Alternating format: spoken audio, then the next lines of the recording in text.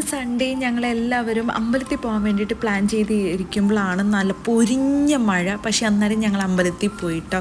കാരണം അടുത്ത മാസം സ്കൂളൊക്കെ തുടങ്ങുവാണ്. അപ്പോൾ എൻ്റെ ഇളയാളെ ഞാൻ നഴ്സറിയിലാക്കി. അപ്പോൾ നഴ്സറിയിൽ പോകുമ്പോഴത്തേക്കും നമ്മൾ കൊച്ചുങ്ങളെ എഴുത്തിനിരുത്തണം എന്നാണല്ലോ. അപ്പോൾ ഞങ്ങൾക്ക് എഴുത്തിനിരുത്താൻ വേണ്ടി ഇന്നാണ് ഞങ്ങൾക്കൊരു ടൈം കിട്ടിയത്. അപ്പോൾ ഇവളെ എഴുത്തിനിരുത്താൻ വേണ്ടി ഞങ്ങൾ പറൂർ മൂകാംബികയിലേക്ക് വന്നേക്കുവാ കേട്ടോ. ഞങ്ങൾ ഈ പീക്കിരിയുടെ എഴുത്തിനിരുത്താൻ വേണ്ടിയിട്ട് പറൂർ മൂകാംബികയിലേക്ക് വന്നേക്കാണ്. അപ്പോ ആസ് യൂഷ്വൽ പോലെ തന്നെ ഞങ്ങള് പൈസ എടുത്തിട്ടില്ല. ഞങ്ങൾ എവിടെ പോയാലും പേഴ്സ് എടുക്കില്ല, ജസ്റ്റ് കാർഡ് മാത്രം എടുത്തിട്ടുണ്ട്, അല്ലെങ്കിൽ GPay ഒക്കെ ഉണ്ട്. പക്ഷെ അമ്പലത്തിൽ നമുക്ക് എന്തായാലും ക്യാഷ് കൊടുത്തേ പറ്റും. അപ്പം എൻ്റെ ഉണ്ടായിരുന്ന ചേഞ്ച് ഞാൻ ആ പേഴ്സ് എടുക്കാനും വിട്ടുപോയി. അപ്പൊ ഹസ്ബൻഡ് ATM തപ്പി ഇങ്ങനെ നടക്കണേന്ന്. 2 ATM അപ്പുറം ഉണ്ട്, പക്ഷെ പൈസ കിട്ടിയോന്ന് അറിയില്ല. ഇപ്പൊ എടുക്കാൻ പോയേക്കുവാണ്. അതെ, ഹസ്ബൻഡ് കടന്നു കണ്ട ATM 2 ATM ഉണ്ട്. അപ്പുറം ഇങ്ങനെ നടന്ന് നോക്കണേ എവിടെയെങ്കിലും കിട്ടുമോ എന്നുള്ള രീതിയിൽ.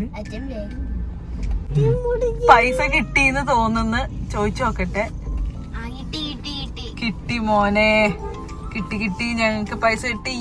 അപ്പൊ ഞങ്ങൾ ഇനി അമ്പലത്തിൽ പോയിട്ട് വീഡിയോ നെക്സ്റ്റ്. ഓക്കെ, അപ്പൊ ഞങ്ങൾ അമ്പലത്തിലെത്തി. ഇനി അമ്പലത്തിനുള്ളിൽ കയറിയിട്ടുള്ള വീഡിയോ എടുക്കാം കേട്ടോ. പറൂർ മൂകാംബിക എന്ന് വെച്ചാൽ എനിക്ക് ഭയങ്കര ചൈൽഡ്ഹുഡ് മെമ്മറീസ് ഉള്ള ഒരു അമ്പലമാണ് കേട്ടോ. എപ്പോഴും എൻ്റെ പഠിക്കുന്ന കാലം തൊട്ടേ എന്നെ പപ്പ എപ്പോഴും ഈ അമ്പലത്തിലേക്ക് കൊണ്ടുവരാറുണ്ടായിരുന്നു. നവരാത്രി ടൈമിൽ ഇവിടെ ഒരു വ്രതമൊക്കെ എടുത്തിട്ട് ഇവിടെ വന്ന് ബുക്കൊക്കെ പൂജിച്ചിട്ട് ഇവിടെ ഒന്നും കൂടി അവിടെ മണ്ണിലൊക്കെ എഴുതിയിട്ട് ഇവിടെ ഒരു കഷായമൊക്കെ കിട്ടും, അതൊക്കെ കുടിക്കുമായിരുന്നു ഞാൻ. അപ്പോൾ അങ്ങനെ ഒത്തിരി ഞാൻ എൻ്റെ ചെറുപ്പത്തിൽ ചെയ്തതുകൊണ്ട് എൻ്റെ 2 പിള്ളേരെ ഞാൻ ഇവിടെ തന്നെയാണ് കേട്ടോ എഴുത്തിനിരുത്താൻ കൊണ്ടുവന്നേക്കുന്നത്. എൻ്റെ മൂത്ത ആളെയും ഞാൻ ഇവിടെ തന്നെയാണ് കൊണ്ടുവന്നിട്ടുള്ളത്. അപ്പോൾ എനിക്ക് ഭയങ്കര ഇഷ്ടമുള്ളൊരു അമ്പലം കേട്ടോ. ഭയങ്കര രസമായി അമ്പലം കാണാം. പഴയ ടൈപ്പ് തന്നെയാണ്. ഇതുവരെ അമ്പലത്തിൻ്റെ ഒരു സ്ട്രക്ചറിന് ഒരു വ്യത്യാസം വന്നിട്ടില്ല, അങ്ങനെ തന്നെയാണ്. സാധാരണ കുറേ കഴിയുമ്പോഴത്തേക്ക് അമ്പലങ്ങളും ഒക്കെ ഒന്ന് റീകൺസ്ട്രക്ട് ചെയ്യാറൊക്കെ ഉണ്ടല്ലോ ചിലയിടത്തൊക്കെ. അപ്പോൾ ഈ അമ്പലം ഇപ്പോഴും പണ്ടത്തെ പോലെ അങ്ങനെ തന്നെയാണ് കേട്ടോ. അപ്പോൾ മോളെ ഞാൻ എഴുത്തിനിരുത്താൻ വേണ്ടി വന്നപ്പോഴത്തേക്ക് ഒത്തിരി പിള്ളേർ ഭയങ്കര കരച്ചിലായിരുന്നു കേട്ടോ. ചില പിള്ളേർ അങ്ങനെയാണ്, അമ്പലത്തിൽ എഴുത്തിനിരുത്താൻ വരുമ്പോൾ ഭയങ്കര കരച്ചിലായി. കാരണം അവർ നാക്കിൽ ആ ഒരു പേന വെച്ചിട്ട് ഇങ്ങനെ എഴുതുമ്പോൾ അവർക്ക് ഭയങ്കര ഡിസ്കംഫർട്ടായിട്ട് തോന്നുന്നുണ്ടാവുമായിരിക്കും. അതുകൊണ്ടായിരിക്കും കരയുന്നത്, എനിക്കറിയില്ല. അപ്പോൾ എനിക്ക് ഇളയ ആൾ കരയുമെന്ന് എനിക്കൊരു പേടിയുണ്ടായിരുന്നു. കാരണം ഇവളത്രയും ഇച്ചിരി നല്ല ഒത്തിരി കുസൃതിയുള്ള ഒരാളാട്ടോ. പക്ഷേ ഇങ്ങനെയൊക്കെ ചെയ്യാനൊന്നും അടങ്ങി ഒതുങ്ങി ഇരിക്കാത്തൊരു വ്യക്തിയാണ്. അപ്പോൾ ഹസ്ബൻഡ് വളരെ നിർബന്ധമായിരുന്നു. മൂത്ത ആളെ ഹസ്ബൻഡാണ് എഴുത്തിനിരുത്തിയത്. അപ്പോൾ ഇളയാളെ ഞാൻ ചെയ്ത് കൊടുക്കണം എന്നായിരുന്നു ഹസ്ബൻഡ് ഒരു ആവശ്യമായിരുന്നു. അപ്പോൾ ഞാൻ അങ്ങനെ തന്നെ ചെയ്തു. പക്ഷെ അവൾ വളരെ കോപ്പറേറ്റീവ് ആയിരുന്നു കേട്ടോ. അവൾ ഒക്കെ അടിപൊളിയായിട്ട് ഹരിശ്രീ ഗണപതായ നമ്മയൊക്കെ അടിപൊളിയായിട്ട് എഴുതാൻ വേണ്ടി കൂടെ എൻ്റെ ഒപ്പം ഇരുന്നു. പിന്നെ എനിക്ക് പറഞ്ഞൊരു ഹരിശ്രീ ഗണപതായ നമൊന്നും എഴുതാനൊന്നും മലയാളത്തിൽ അറിയില്ല കേട്ടോ. ഹസ്ബൻഡ് തലേന്നേ എന്നെ വളരെ നല്ല രീതിയിൽ ട്രെയിനൊക്കെ ചെയ്യിപ്പിച്ചിട്ടാണ് എന്നെ അമ്പലത്തിൽ കൊണ്ടുവന്നത്. അപ്പം അതൊക്കെ ചെയ്ത് അരിയിലും അവൾ എഴുതുമ്പോൾ അവൾ കൂടെ പറഞ്ഞാണ് എഴുതിയത്. അപ്പോൾ ഭയങ്കര ഹാപ്പി ആയിരുന്നു. അപ്പോൾ എല്ലാം നല്ല ശുഭമായിട്ട് നടന്നു. അപ്പോൾ അവിടെ നിന്ന് ഇറങ്ങിക്കഴിഞ്ഞപ്പോൾ തന്നെ അവിടുത്തെ ഒരു ശാന്തി പറഞ്ഞു. അവിടെ അടുത്ത് തന്നെ ഒരു ഗണപതിയുടെ ഒരു അമ്പലമുണ്ട്, അവിടെ പോയിട്ടൊന്ന് തേങ്ങ ഉടച്ചിട്ട് വീട്ടിലേക്ക് പോയിക്കൊള്ളാൻ പറഞ്ഞു.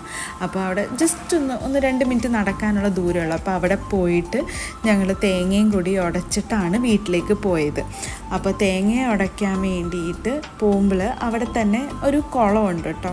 സ്ഥിരമായിട്ട് ഞങ്ങൾ അമ്പലത്തിലൊക്കെ പോകുമ്പോൾ നമ്മളെല്ലാവരും അങ്ങനെയാണല്ലോ, കുളത്തിലൊക്കെ പോയി കാലൊക്കെ കഴുകിയൊക്കെയാണല്ലോ വീട്ടിലേക്ക് പോകുന്നത്. അപ്പോൾ ഈ അമ്പലത്തിലേക്ക് വന്നപ്പോഴും ഞങ്ങളിങ്ങനെ ഇറങ്ങി. പക്ഷെ മഴയൊന്നുമില്ല കേട്ടോ, പക്ഷെ ഒരു ഇരുണ്ടിരിക്കണ കാലാവസ്ഥയാട്ടോ. അപ്പോൾ അവിടെ ഒന്ന് ഇറങ്ങിയിട്ട് വേണ്ട പുഴയിൽ പുഴയല്ല, കുളത്തിൽ നിറച്ചും ഗോൾഡ് ഫിഷാണ്. അപ്പോൾ അതൊക്കെ കണ്ട് കുറച്ച് നേരം അവിടെ ഇരുന്നിട്ട് ഞങ്ങൾ തിരിച്ച് വീട്ടിലേക്ക് പോകുമായിരുന്നു. അപ്പോൾ പോണ വഴിക്ക് അമ്പലത്തിൽ പോകുമ്പോൾ ഞങ്ങൾക്ക് എപ്പോഴും ഉള്ളതാണ്, പുറത്തുനിന്ന് ബ്രേക്ക്ഫാസ്റ്റ് വളരെ നിർബന്ധമാണ്. അപ്പോൾ ഞങ്ങളെല്ലാവരും ഫേവറേറ്റായ ബൃന്ദാവനിലാണ് ഞങ്ങൾ പോയത്. ബൃന്ദാവനിൽ രാവിലെ തന്നെ ഭയങ്കര തിരക്കാട്ടം. ഞങ്ങൾ ക്യൂവിലൊരു 10 മിനിറ്റ് നിന്നിട്ടാണ് ഞങ്ങൾക്ക് സീറ്റൊക്കെ കിട്ടിയത്. അപ്പോൾ അവിടെ ഇരുന്ന് കുറേ നേരം വെയിറ്റ് ചെയ്തിട്ട് ഞങ്ങൾക്ക് സീറ്റ് കിട്ടിയിട്ട് ഫുഡൊക്കെ ഓർഡർ ചെയ്തിട്ട് ഞങ്ങൾ എല്ലാവരും വെയിറ്റ് ചെയ്ത് നിൽക്കാട്ടോ. ഹസ്ബൻഡ് മസാല ദോശ ഓർഡർ ചെയ്തു, ഞാൻ ഗീ റോസ്റ്റ് ഓർഡർ ചെയ്തു. ഇളയാൾക്ക് പൂരി മതി എന്ന് പറഞ്ഞു. അപ്പോൾ അവൾക്ക് അത് ഓർഡർ ചെയ്ത് കൊടുത്തു. മൂത്ത ആൾ ചപ്പാത്തിയാണ് ഓർഡർ ചെയ്തത്. ആളെവിടെ പോയാലും ചപ്പാത്തി കഴിക്കണം, എന്താണെന്ന് എനിക്കറിയില്ല. പണ്ടൊക്കെ ഗീ റോസ്റ്റ് കഴിച്ചുകൊണ്ടിരുന്ന വെച്ചാൽ കൊച്ചാട്ടോ ഇളയതുണ്ടോ നല്ല കുട്ടിയായിട്ടിരുന്ന് കഴിക്കുന്നുണ്ടോ. അപ്പോൾ വല്ലപ്പോഴൊക്കെ എനിക്ക് അങ്ങനെയൊക്കെ കിട്ടാറുള്ളൂ. അപ്പോൾ കഴിച്ച് കഴിഞ്ഞപ്പോഴത്തേക്കും നോക്കിയപ്പോൾ അവിടെ നല്ല ചക്കട കൊടുക്കുന്നു. അപ്പോൾ ഞാനൊരു ചക്കടയും കൂടി മേടിച്ച് കഴിച്ചിട്ട് ഭയങ്കര ടേസ്റ്റി ആയിരുന്നു കേട്ടോ. എനിക്ക് ഭയങ്കര ഇഷ്ടമാണ് ചക്കട, ഇങ്ങനത്തെയൊക്കെ സ്നാക്സൊക്കെ എനിക്ക് ഭയങ്കര ഇഷ്ടമാണ്.